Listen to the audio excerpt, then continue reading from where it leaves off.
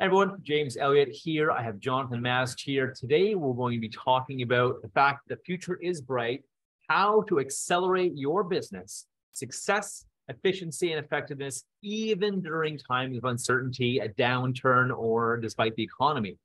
Jonathan and I were having a really cool talk before about this, and so we're just going to give it to you now. So welcome, Jonathan, by the way. Thanks for being on my show. Well, thanks for the invitation. I'm excited to be here and look forward to talking about the future. Sounds like a plan. Sounds like a plan. Now, you and I were having a really cool conversation about how sometimes during downturns, people want to hide, especially leaders, people want to, hide or hope and wait, bury their head in the sand or not communicate. And you were even saying how not communicating is worse than the wrong communication or saying we don't know. But talk to us more about that. You had some really, really good points you mentioned earlier. I'd love to hear them again. I'd love for our viewers to hear that and hear your thoughts around this area about what to do during a downturn, tough times, how to lead, how to be successful. Well, I appreciate that. I think, as we look at what's happening in the economy today in North America, we're projecting that things are probably not going to be on the uptick in the near future. I think a lot of leaders make the mistake of either one, sticking their head in the sand and going, well, we're just going to ignore this. And while I get that and even do that to a certain extent, when it comes to our teams and our positioning with our customers, I think it's so incredibly important that leaders take an active role in communicating really two key things. One, just communicating that everything's going to be okay. We're going to get through this, and communicating that there is a vision, there is a plan, there is a strategy. Because it's in times like this that our teams and our customers need to see us as leaders. It's not a time for us to, in fact, I think the worst thing that we can do is to say nothing. Because by saying nothing, then human nature is to assume the worst. And if I'm working with you, James, and I look at things and I'm going, man, I'm reading the news and I'm hearing about my buddy lost his job and boy, the profits are down over here, and you're not saying anything, then I start getting worried and thinking, maybe I'm on a sinking ship because it doesn't sound like they've got any plan. On the other hand, if I'm working for you and you're sharing the reality that, hey, look, I know the news isn't always great, but a couple things, guys. One, we've got a vision and a plan. We're going to make it. If we look at history in the past, here's how we made it through past areas. And if we didn't, here's how other businesses made it through. We just had a discussion with our management team the other day about even in the Great Depression back in the 1930s, over 70% of the people had jobs. Now, I know that it would really suck to be part of the 30% that didn't, and I get that, but nobody ever thinks about it. We think the Great Depression and we think, oh my gosh, everybody was out of work. Nobody had any money. Nobody had anything. There were a lot of people that thrived because of their attitude and their actions during that. And I think as a leader, that's where we need to, again, I shared with you my motto, the next 2 years, I said, is the future is bright.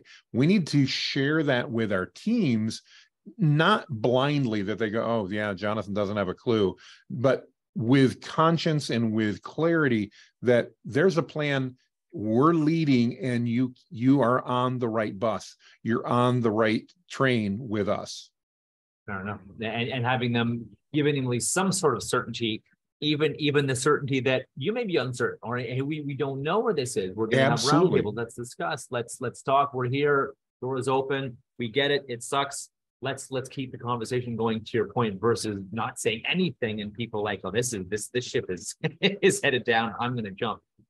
Absolutely. Yeah. I mean, far better to say, that's a great question. I don't have an answer than to just ignore it entirely and act like nothing's happening. Yeah, exactly.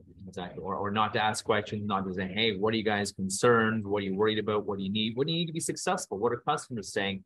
What are people asking for? Maybe if we can give them what they're asking for, we can be different and unique and win in downturns or times of uncertainty. I mean, you saw a lot of companies prosper during COVID. I mean, Zoom, what we're using to record this is one of them, right? But a lot of companies prospered. And to your point, it's the mindset, it's the attitude, it's the communication with their teams, with their clients. Hey, what do you need? What are you not being served with? Who is not serving you, or what do you need and you can't get anywhere else? What are you needing? And then being able to serve them if you're able to in a way that makes you successful. Right on. Absolutely. Well, and I think, this is change, and change brings about opportunity. And as leaders, we need to embrace that opportunity and look at it positively and share that with our teams, as opposed to looking at change with fear. Because the reality is that we do have people on our teams and clients that are going to look at it through a glass or a filter of being fearful. And if we can't give them a different perspective, then they're going to continue down that road. And that's not good for us. That's not good for our customers. It's not good for any of us. For our teams, anyone. But you're right, that the hope and wait, or let's wait and see, let's see what other companies are doing. That's how you get left in the dust, because the other companies will do it and they'll win. I mean, again, like bring back the pandemic, people during the COVID pandemic, there's people that did really well because they say, well, let's do this, let's take a risk, let's take action, let's do something different, let's tweak and let's pivot now and do what we think will work now versus waiting to see, and then taking up the slack or getting the second serving type of thing. I love it. And so before I wanted to ask you why you think the future is so bright. Before I do that, give us a little context. Tell us a bit about what you do, high level, what you do, what you love to do, what your passions are, and what your business does. And I want to give people some context for why you think the future is so bright. And I agree with you. All right. Well, I'll certainly be happy to. So, I founded a company 13 years ago called Valor Circle, and we provide digital marketing services to home service companies. We do that across the United States and have we've got an amazing team of people. We're probably different than most in that we don't make big promises. We don't come in and say, you're never going to get a pitch from me telling me that, hey, I'm going to have you ranking #1 on Google in 3 weeks or 3 months or anything. So we're very pragmatic about it, but we've been in business a long time. We approach business from a sales and marketing perspective. My background is in sales, and I've always kind of lived by the theory that nothing happens until somebody sells something. And I think that's true with our customers as well. Not that operations isn't critically important, because if it weren't for our operational staff, we'd be 3 people instead of the 15 that we are. And 2 of those people, not me, would be looking for new jobs. So operations is important. But we need to understand that businesses need to prosper in order for the economy to prosper, in order for our teams to prosper. And that means we have to help our customers prosper, or we can't get there. And so as I look, I just fundamentally, why do I think the future is bright? It's because I fundamentally believe that change brings about opportunity. Mm-hmm. And we can either embrace that change and embrace that opportunity and be looking for that opportunity, or we can take the other vein and we can go, uh-oh, change isn't good. And I'm 54 now. I don't like change anymore than I ever have, less than I ever have. But yet I know I need to embrace that, because that's what the future holds. And if I'm going to do the best I can, and I'm going to try to be the best person I can be across the board, that means I need to look at things from an opportunity perspective versus a fear perspective. And I think, again, historically, I've spent quite a bit of time over the years studying downturns and upturns and what made businesses win and what made businesses lose. Just like you were talking during COVID, there were some that exceeded, there were some that weren't. Some of them, it was outside of their control. And I get that. If the government shut the business down, there's only so much you can do. Sure. But a lot of those that succeeded did so because they were nimble and they responded, just as you were talking about, to their customers' needs. They went out to their customers and said, what do you need? And they pivoted, or they moved in a way to be able to deliver those services, to provide services to the people that needed them. And I think that regardless of the situation that we're looking at, whether we're talking economics, whether we're taking a look at the landscape and artificial intelligence and things that, I can read doom and gloom every day about how, AI is going to take over and we're headed for a Terminator type landscape. I don't believe that, but if I did believe it even stronger, I need to get involved so I can change that, not stick my head in the sand and ignore it and hope it goes away. I'm a leader, and if you're a leader and watching this, it's our opportunity to then get involved and change that trajectory, not to accept it as a foregone conclusion. Yeah, right on. That's and those are some really good points. And I want to add something, because you said some really great things, and I want to ask how we can embrace this. I want to share a story of a couple restaurants, a couple of my favorite restaurants during COVID. You know, as you know, a lot of restaurants during COVID, they were not allowed to operate, at least with public in them. However, they were able to do takeout, at least where I was, they're allowed to do takeout in my city. Same here. And good. And the amount of restaurants, especially mom and pop shops, or I'll call them, well, I won't accuse anyone. Certain shops, because it wasn't just mom and pop shops, but a lot of them, like, oh no, we don't do takeout. We don't know how to do takeout. We don't know how to do online orders. So you'd rather sit and do nothing and make $0. Instead, it blew me away. And as you probably can imagine, some of my favorite restaurants went out of business because they refused to pivot and refused to do things differently and find out how to use technology, or ask the question, who, ask the who, how, what, who could help us with this? Who do we need to be? Who do we need to become? And who can help us? Okay, I don't know how to do this. Who can help us? What do we need to do? What do I need to do? What do I need to become? What does our business need to become? And also the how can we, or how can I? How can I make this work? How can I continue to thrive when people can't come in and sit it? Well, we can serve takeout. And actually, even in Toronto, you were allowed during COVID, you were allowed to serve takeout alcohol, which is usually not allowed. You're allowed to serve takeout, you walk around with it, which is almost unheard of, usually. And you could, it was sort of like, I don't know, I guess they wanted to pacify people, and that was the only way they could make business and sell. And so people walking around the sidewalks having a beer, it was pretty cool, actually. But it was sad because you saw the companies who didn't pivot and shift, and they're, well, we're just going to wait. We're going to see. We'll wait till things go back to normal, which, you know, it never went back to normal. Sure, we got to open up again. Restaurants got to open up again. Although a lot of restaurants now still do takeout, and they have, and delivery, and they have way more success doing delivery. Let's say if people don't want to come and they just want to, at the end of the night, they just want to have their favorite, I don't know, Thai food meal or something. So it's interesting to see the people that did change and did pivot and grow, and then ones who went out of business. So how can we embrace change? You've seen a lot, of course, as you mentioned. You've seen what works, what doesn't work. What does work? What does work during times of panic, times of stress, uncertainty, downturn? What does work to help success and help people pivot and to embrace that change?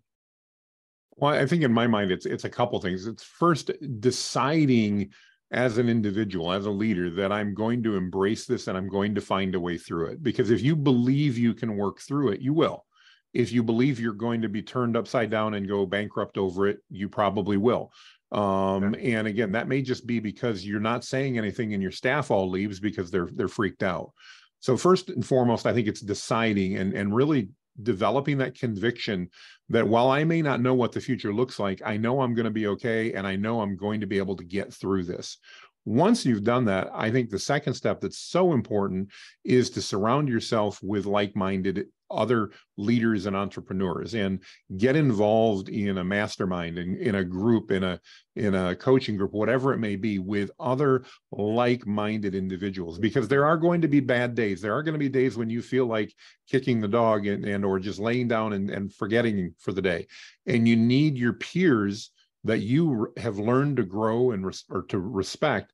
You need them to be able to challenge you and go, James, I know it's a rough day. It's okay. We're going to get through this together. And here's how I did it. And you need that support system around you. So I think, one, decide to develop a support system.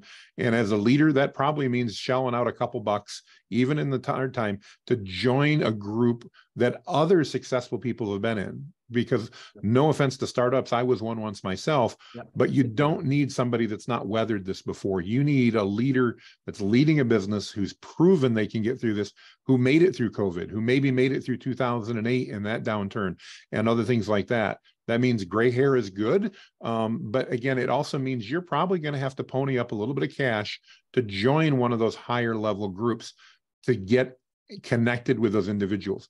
They're people just like us. They get up in the morning, and as my grandfather used to say, they put their pants on the same way, but they have more experience. And you need to be in those circles with the people that have that experience that'll carry you through. And then I think the other part of it is just be committed on a daily basis to move forward that day. We may not know where things are going. I don't know what my business is going to look like 2 years from now. I've got goals, I've got aspirations, I've got plans, but what I can do today is make sure that I'm moving towards that by taking action today and this week to move in the right direction, to take the right steps, and not allowing myself to fall behind or even maintain status quo. Because as a business and as a leader, I believe that if you're maintaining status quo, you're falling behind because your competition is improving. Therefore, our only option is to continue to improve or to die. As the saying goes, change is the only constant. So yeah, absolutely. Keep growing, improving, tweaking, changing. And it was funny. I used to, when I was growing my business over the last 10 years, I would always think, okay, when are you going to stop the tweaking and adjusting? When will it just flow? And will it just go? And when can I stop the tweaking, improving, and adjusting and pivoting? And the answer is never. we will always be doing the work and growing and pivoting and adjusting and tweaking. And because you said change is ongoing, whether it's good or bad change, whether it's upturns or downturns. You know, we need to keep adjusting and tweaking. So it's in that realization a number of years ago was interesting. Oh yeah, it'll never end. Yeah, it's so true. And that's okay. Keeps it interesting.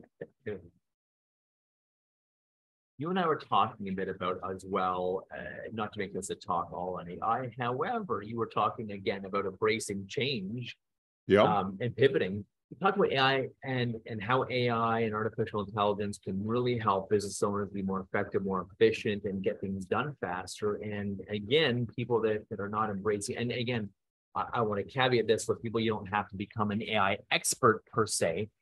You can hire experts or just use certain tools as well, or use it in a way that'll support you. I'd love your thoughts on that as well, Jonathan, about, again, changing, pivoting. Always growing, embracing change. What are your thoughts on AI, using AI, and of course those who don't, and why we should? Well, I believe that the changes we're seeing with AI are akin to the Industrial Revolution or the information age. I think it's going to have just a long-term dramatic shift in how we do so many things in our world. I'm not worried about Terminator coming. Could it happen? Maybe. I don't care. It's not going to happen anytime soon. And I know, again, like I said, if I don't get involved now, I can't do anything about it anyway. Mm-hmm. So I think what we need to be doing as business leaders is looking at AI and trying to determine ultimately, how can we do two things? One, how can we as a business be more efficient to be profitable? And two, how can we better serve our clients? Because if we're using the tools to, one, be more efficient and productive internally, and two, to provide a better value to our customers, then we're increasing the value of whatever it is that we're leading, whether it be a nonprofit, whether it be a business, a for-profit business, it really doesn't matter. And I think probably one of the saddest things, and maybe it's just because of my being in the marketing industry, but most of what I hear is all about how we can use it to create content, and we can. But I think that's such a small tip of the iceberg. Yeah. You know, I just did a video today about a new tool that came out. It's a Chrome plugin that works with ChatGPT. And one of the things that happens to me all the time is people are sending me videos and going, oh, you got to watch this video, or here's a new training on this. And I appreciate that, because it's a lot of things I like, and I'm a lifelong learner. But I admit I don't have the time necessarily to go through and watch every 15 or 20-minute video I get. And this tool allows ChatGPT to connect to that video, and somehow, I don't know how it all works, but it will literally analyze that video and give me a summary of that video. So I went, as an example, to a 14-minute video, which was great. I wanted to read it, or I wanted to watch it. I didn't have time. And I asked it to summarize the video, and it gave me 18 bullet points summarizing that video. Two things that meant for me as a leader. One, I now understood the context of the video and really quite a bit of the detail that was discussed. And two, now I could determine that took me 3 minutes. Do I want to invest 15 more and watch the whole thing? Or did I learn enough in 3 minutes that I can be, again, I can move the ball forward. I can make progress today by learning that. Another example of that in my mind is books.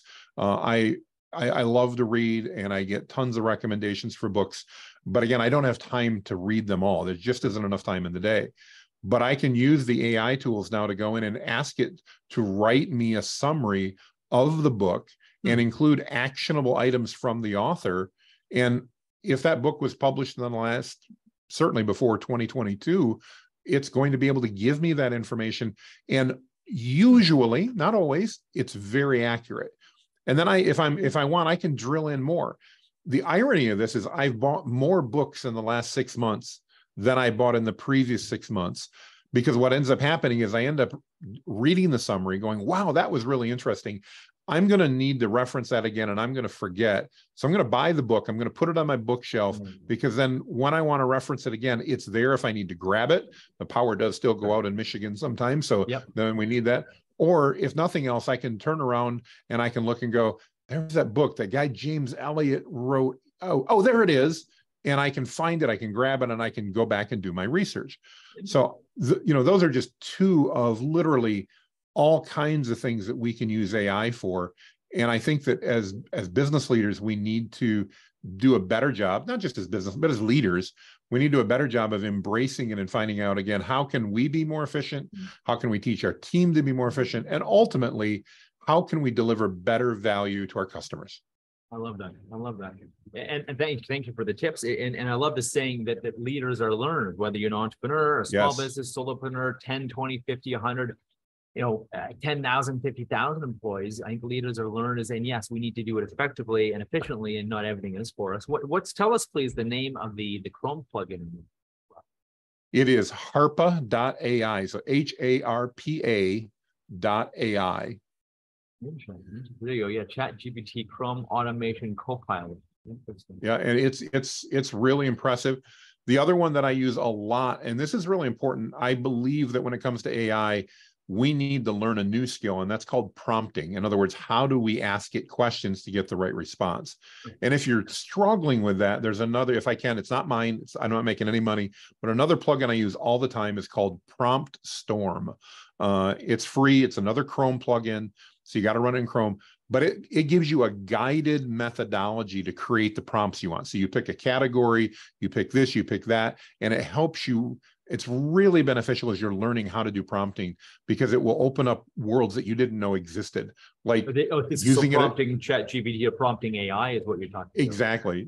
Using AI as a consultant to help you work through an idea or a problem. Let's say I need to deal with a problem employee, and maybe as a small business owner, I don't have a dedicated HR person to deal with that.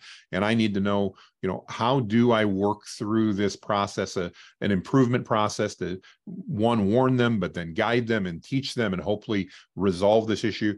I can literally go into ChatGPT and describe the situation, saying, James, here's my situation. I'm having a problem. I really like James, but he's struggling in this area. What questions would you want to know from me, and what should I do next? And it will literally come back and ask you clarifying questions, and then give you responses based on the information you provided. So it's not, Alex Schwarzenegger's Terminator trying to figure out how to tell you to just do everything that's programmed. It's literally taking that language, that information, and responding appropriately. And I think there's so much opportunity for leaders. It was no kidding. And Prompt Storm, you can only use the Chat GPT, or it's just you use it inside Chrome. You don't have to be on anywhere. Or this is to use on Chrome within Chat GPT. Yeah, that actually is a Chat GPT plugin. So, and I know Google and Microsoft have their own thing. Microsoft I've tried. I'm not as big a fan of it, just because it's a great search engine. But I don't know. My personality gets along better with ChatGPT. Microsoft just announced today a brand new version. They're now renaming it. They're not calling it Bard anymore. And I forgot the name already, but they just announced it literally about 3 hours ago. Brand new tool, brand new capabilities. This is for lack of a better description, this is an arms race, and everybody's racing to get there, including open source. It's not just the big companies. There's an entire open source community out there that's just trying worldwide to do things. And I think it's exciting, and I think it's filled with opportunities for, again, efficiencies and better value. But I also think there's going to be a tremendous number of entrepreneurial business opportunities that come out of this for those of us that are willing to embrace it and look at it.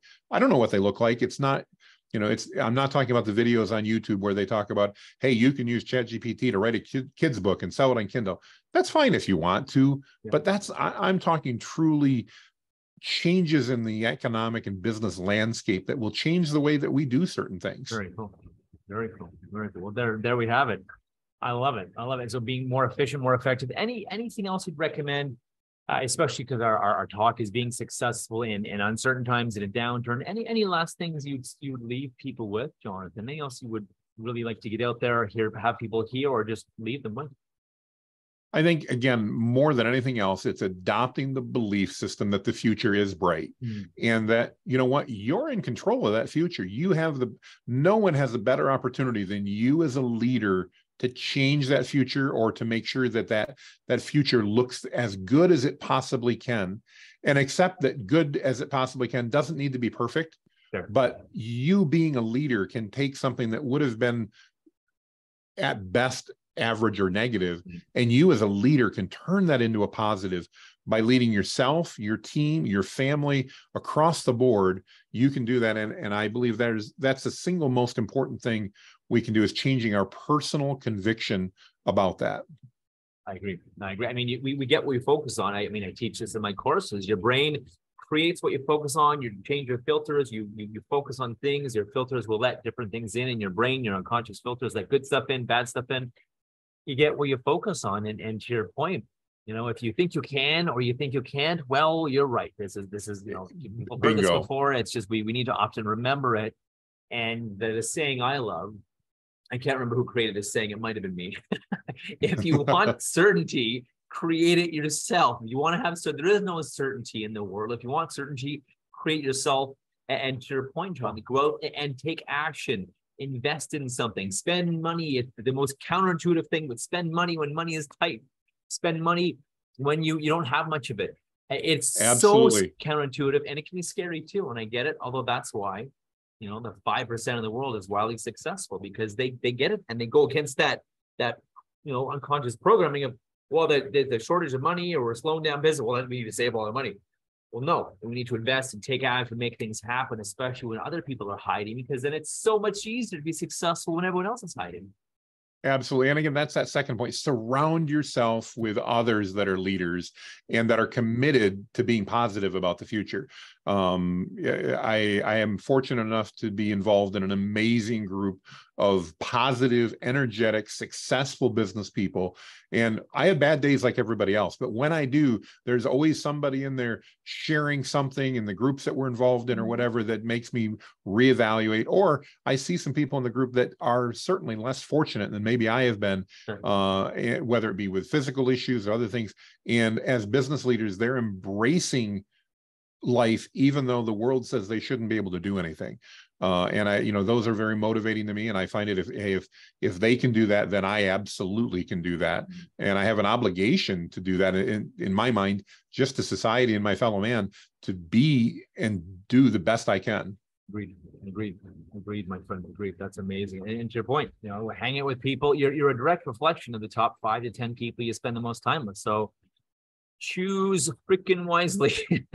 Absolutely. They'll lift you up, and they'll show you what they're doing too. You're like, wow, that's counterintuitive, but hey, Jonathan or James, if that's working for you, well, maybe I should be doing this too. It sounds counterintuitive, it sounds weird and wacky, but if it's working for you, why the heck not? So I think you're right, is to find those people, find your tribe, even if it costs money, even if you have to invest, find the people, because, well, when you invest, you often find quality versus everything free.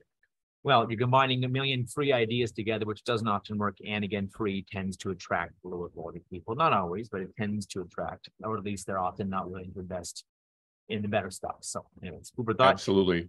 This has been amazing, Jonathan. Thank you. We think alike for sure. Tell us again what you do, your business name. How do people find you? How do people get to be in touch with you?